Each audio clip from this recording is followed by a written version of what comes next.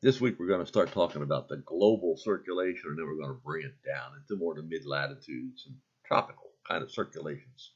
So if you took our Earth and just said, okay, all that sun's energy that we've learned comes in at the equator, it's going to cause rising motion at the equator. So where's it going to sink? Well, it would sink back where it's coldest, which is all the poles. So if the Earth didn't rotate, we would have low pressure always at the surface around the equator and high pressure at the pole.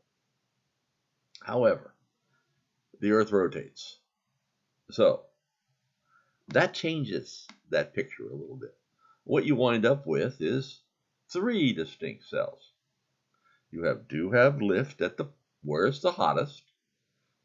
At around 30 degrees north or 30 degrees south, you have sinking motion.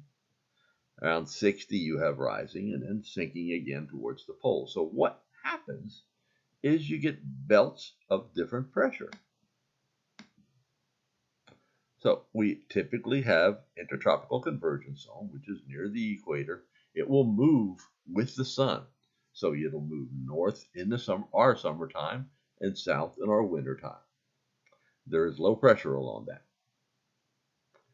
That is where a typical line of thunderstorms and showers might develop. However, if you go north to what they call 30 degrees north or so, and these shift a little bit depending on whether it's summer or winter. They go a little further north in the summer, a little further south in the winter. We have a high pressure system typically. All along 30 degrees north, if you look at a map of surface pressures, you'll a lot of times see different high pressures that sit there. Go further north, up around 60, and you get a lot of low pressure that goes by.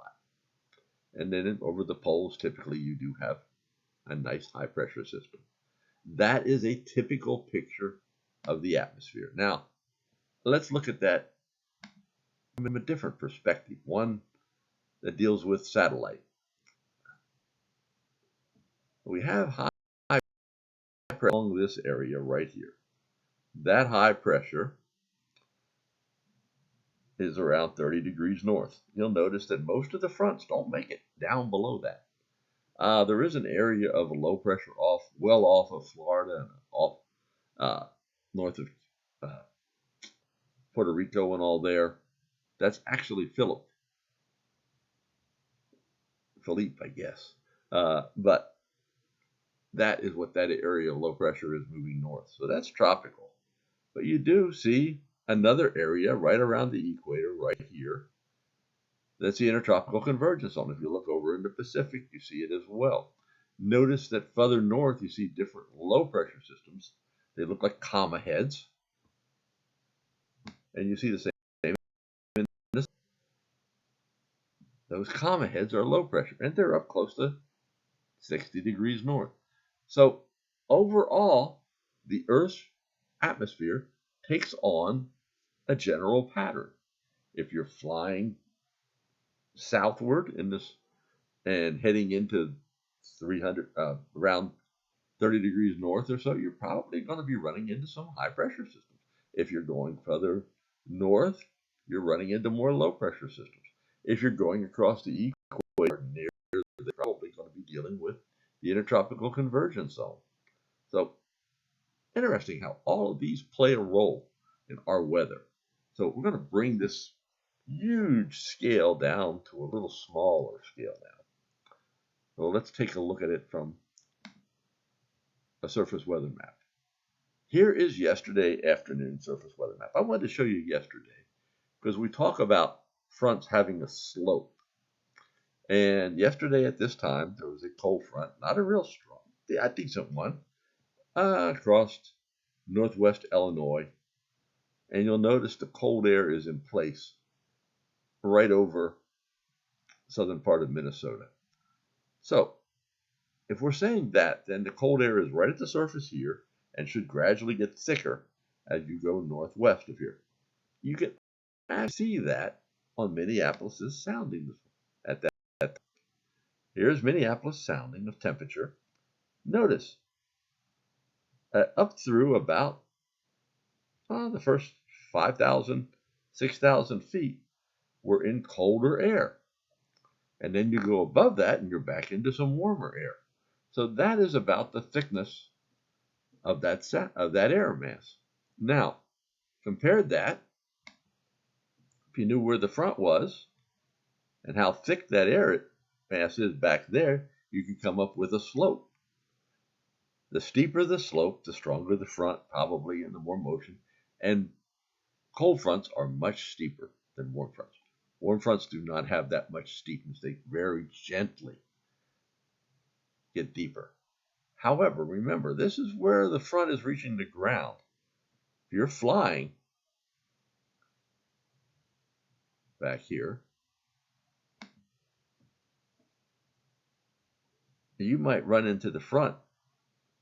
It may actually be below you for a while on your flight path before you actually cross into that front as you get down near if you were landing, for example.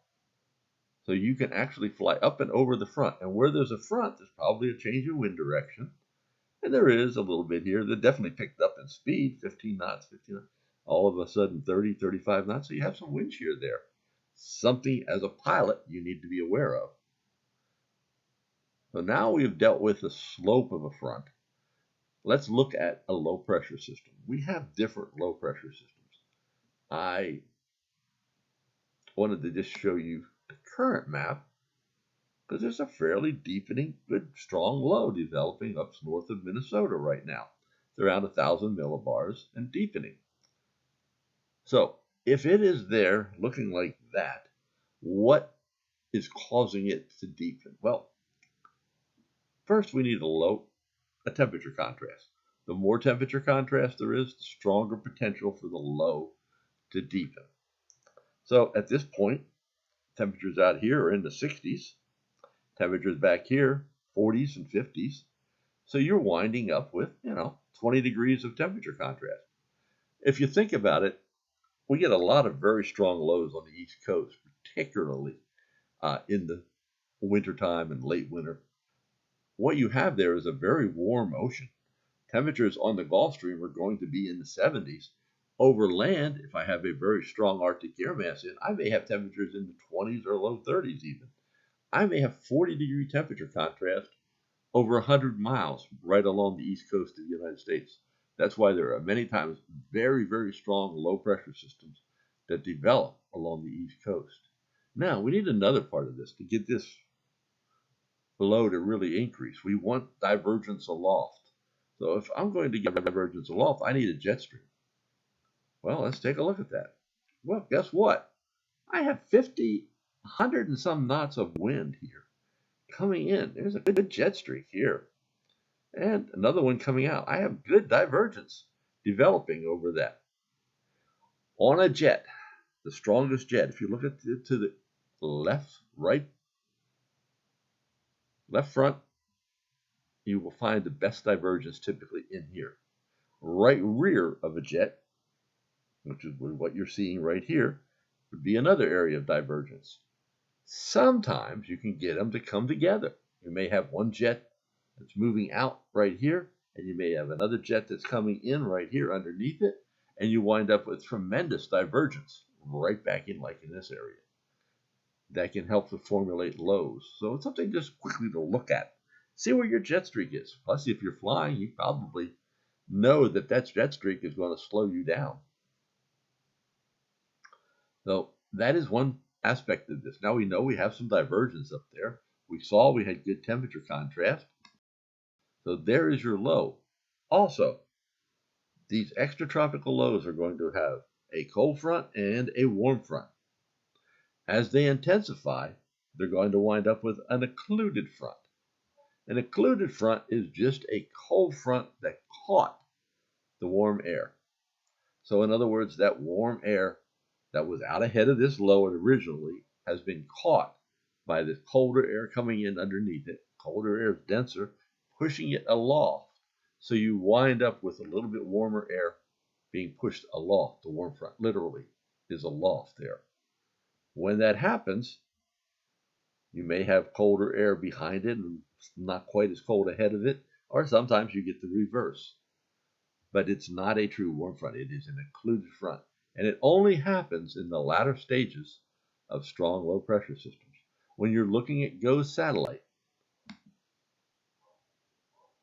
you can see a couple. I see one right here where this we were just looking at, and there's another one over here.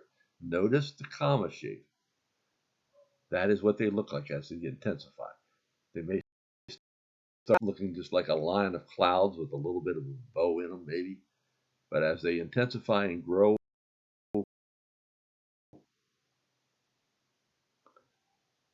comma shape to them. So these are all things to think about as you're moving along. Also, you can find lows tend to develop one after the other sometimes.